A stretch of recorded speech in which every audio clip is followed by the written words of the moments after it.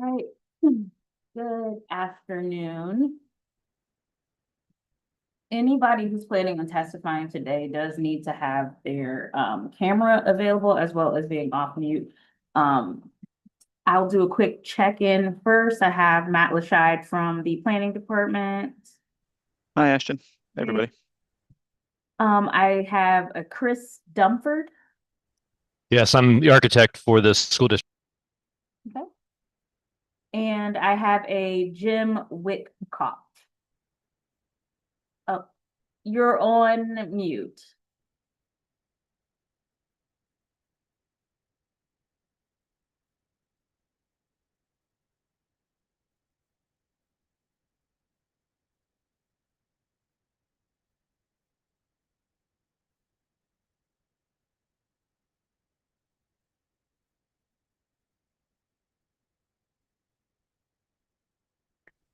There, you get me now? Yeah, I got you. I apologize. I'm in my truck out of my job site to take this meeting. So That's all right. And who are you representing today? I'm a 24-year resident of Anderson Place. We live directly across the street from the school. Okay, got it. All right, so let me do a brief introduction and we can go ahead and get started.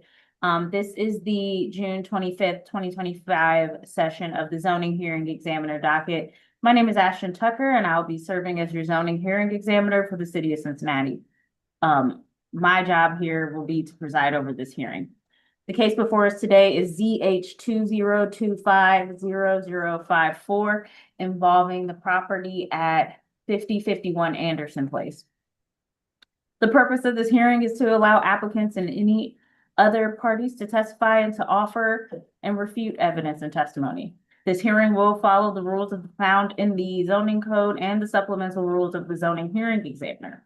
All testimony and evidence that an applicant or any other party, wishes to offer must be presented at this hearing. The hearing will proceed as follows. The applicant or the applicant's agents will first present the applicant's case. Then the public will have an opportunity to speak after the applicant has presented its case. Next, the zoning plans examiner will have an opportunity to testify and let me know anything they want me to know about the staff report that was generated.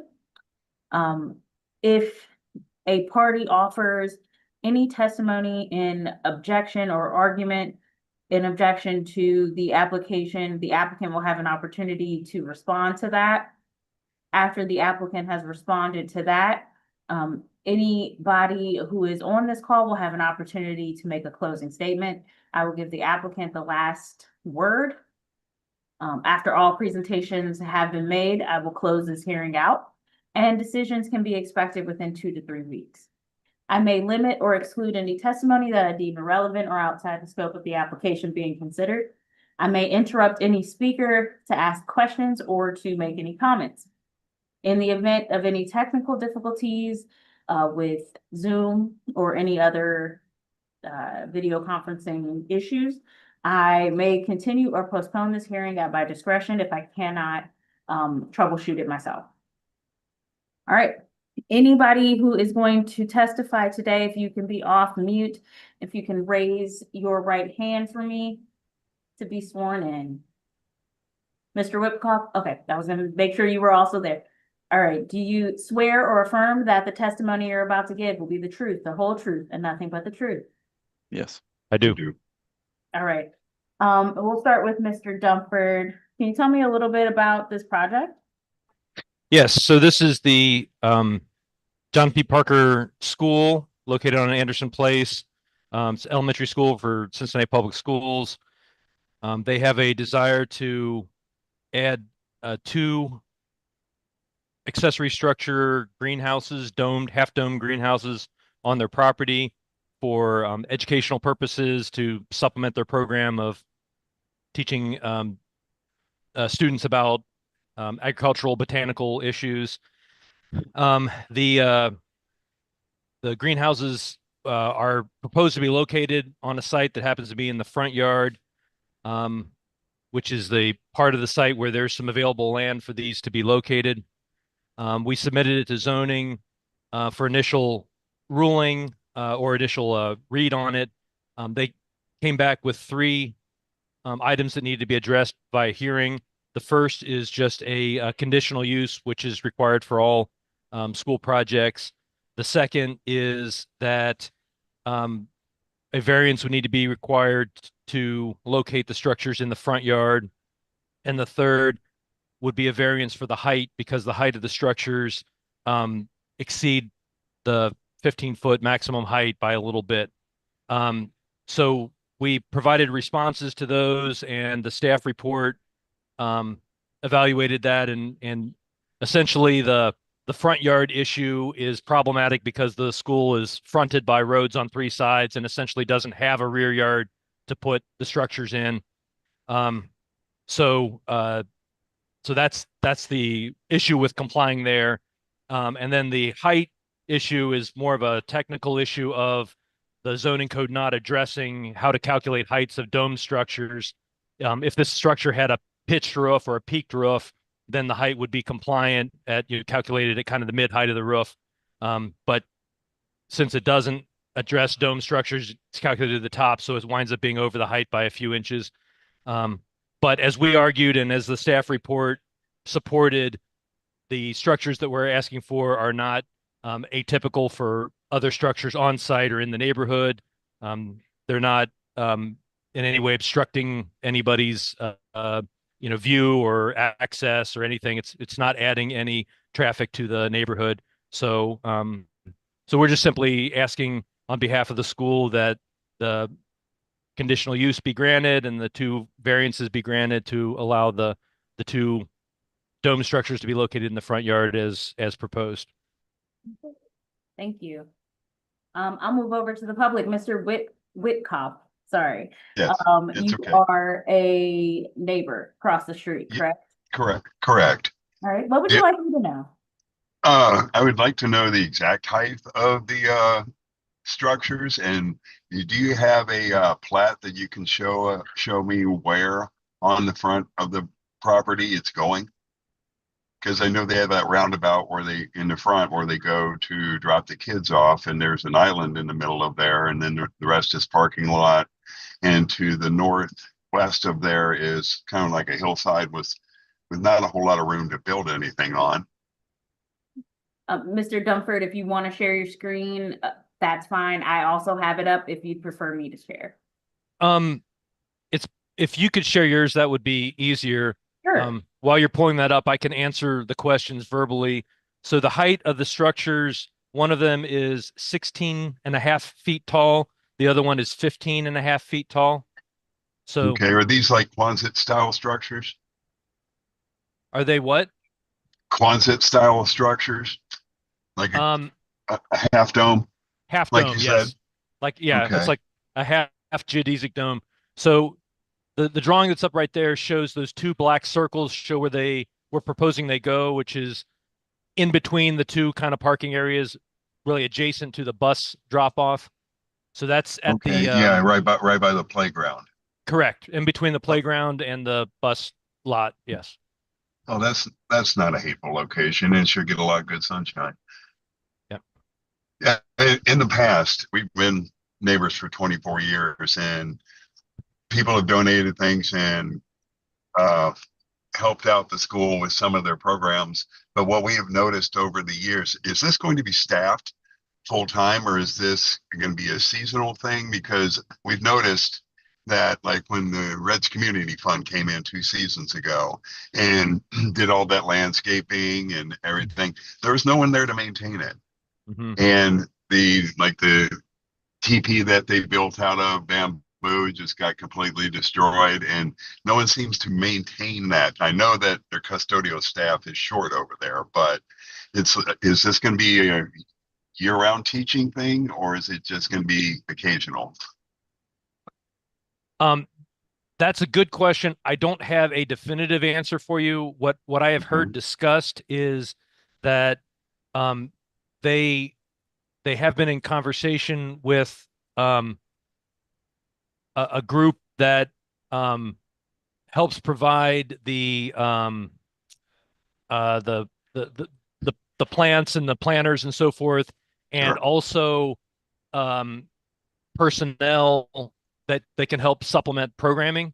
But Okay. I don't know. So I know that they're having discussions around that. I don't know to what extent, if that has been, contracted or procured. I do not think that there is I have heard nothing talked about there being like a new staff member brought on for this. So I think my understanding is that it's going to be a combination of existing staff that will use it, and then, supplemented with some outside experts that are coming in.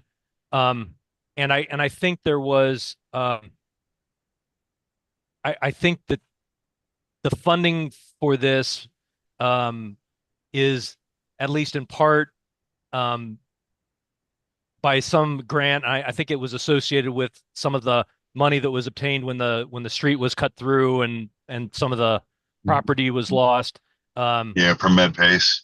yeah, so my understanding is that there are I mean, the funding of this was from funds secured particularly for educational purposes, and that part of that is intended to go towards, some staffing of it. But I don't want to give the impression that it's going to be staffed full time.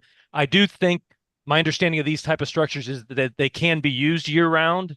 So Right. I think there will be some use year round. I also would imagine that they'll be much more used in the, spring and fall versus the dead of winter. Right. But that's That kind of was the going to best be answer I can. that was going to be my next question. Is there going to be power and water and heat to those structures? All right, that's good question. So no on heat, they're unheated. Um, Okay. they do have fans in them Hmm. that are powered fans. So we are planning on running electric out to them to run a couple of fans in each one to just Hmm. circulate. Sure. And then we're running water. We're planning to run water out in between the units to like a yard hydrant Okay. that's outside, so that hoses can be hooked up and can, water the plants. But Gotcha. there's no permanent water fixtures. There's no sewer. Um, Okay. and the power is limited to for fans, and then a couple of convenience outlets for, plugging small things in. Sure. There are no like big grow lamps or anything like that out there. Right. And Uh, there's no forced air ventilation system or anything. okay. Are these going on a concrete slab or are they going on a gravel? They There are concrete piers that Okay. go around the perimeter. So Hmm. there's 16, I think. Anyway, but there's piers that go around the perimeter that support the posts, and then there's Right. a curb wall that is built that has like siding on it that the dome goes over top. But then Hmm. inside is just gravel. There's no concrete slab. Okay. It's gravel, and then there'll be like planting beds built up on top of it. Okay. Perfect. It sounds really neat to me. So yeah, I was just curious how it was going to work and where it was going to be located, because you're right. They don't, outside of that ball field down below, that's really the only buildable spot they have for this. So the ball field's Yep. too far away. Yep. Okay. Well, I mean, you answered all my questions. I kind of surprised I'm the only one on here from the street, but okay. Yeah, I don't have any objections to it. Where it's located seems logical to me, and it's close for the kids to get in and out of the building, get supplies to. So, yeah, I don't have any objections. All right, we'll move over to the planning department. Mr. Lashad, what would you like me to know about your staff report and your department's position here? Hi, thanks, Ashton. Yeah, I can briefly summarize our analysis. So, school is a conditional use in a single-family residential district, which means that any new school or expanding an existing school requires a public hearing to make sure that there are no negative impacts as a result of the proposed expansion. So, if the school wanted to build a football stadium and it was right behind somebody's house, that might be cause for concern. Um, these greenhouses are not cause for concern. They're set back adequately from neighboring properties. They're compatible in scale and size, and the use of the school is not changing. So the conditional use is not expected to have any adverse impacts on neighboring property owners. The greenhouse location requires a variance because the zoning code requires that accessory structures be located in the rear yard. This lot has an unusual layout in that there are streets on 3 sides, and there actually is no rear yard. There's no location that you could put a accessory structure on this property without requiring a variance, just because of the unusual layout of the property. And then lastly, a height variance is necessary. And Mr. Dumford explained the zoning code has allowances for accessory structures in any building to measure to the midpoint of a peaked roof. So typically, accessory structures, these rules are typically applied to sheds, detached garages, and you can measure 15 feet to the midpoint of the roof, meaning that the gutter could be 10 feet above grade, the ridge could be 20 feet above grade, and it would still be compliant. Even if the overall height was 20 feet, the midpoint would be 15 feet above grade. And these structures are just kind of an unusual design. The zoning code isn't written with special rules for domes, so we measure to the overall height, and the overall height of these is 15 feet 5 inches and 16 feet 6 inches. So technically they're beyond that overall height limit, but only because the code doesn't really have a good way to measure structures like this. And I believe they're translucent and they're rounded. They're not near a property line, so that height, although technically is more than 15 feet, would not have any negative impacts to neighboring property owners. So for those reasons, staff recommends approval of all the relief requested today. I'll move into closing remarks. Anything in closing remarks, Mr. Whitcoff? Yeah, I forgot to ask the architect, what are the dimensions on the structures?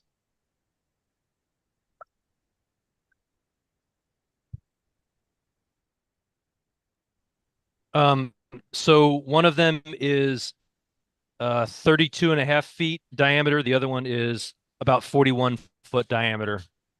And how long are they? They're circular, so they're Oh, they're circular. Okay. yeah. Oh, that'll even be more interesting. So you said 32 and 41?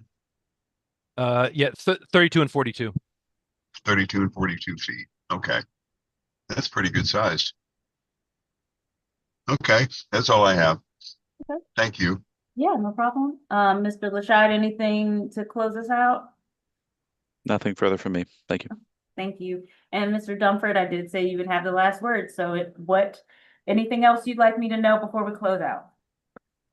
I would just first say thanks to Mr. Whitcoff for your good questions and for being interested and involved in the what the school's doing. So that's great. Appreciate your comments and appreciate the staff report and recommending approval on this.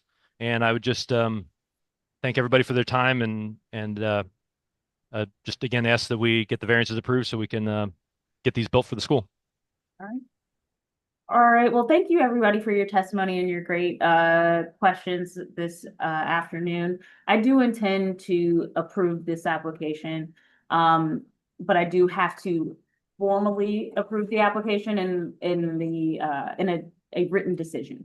So you will, everybody who is currently on this call will get an email with that written decision. Again, it'll take 2 to 3 weeks, but I do intend to approve the application. Okay, perfect. Thank you very much. Thank you, everybody. Thanks. Have a great day. Okay. You too. You too. Bye. Bye-bye.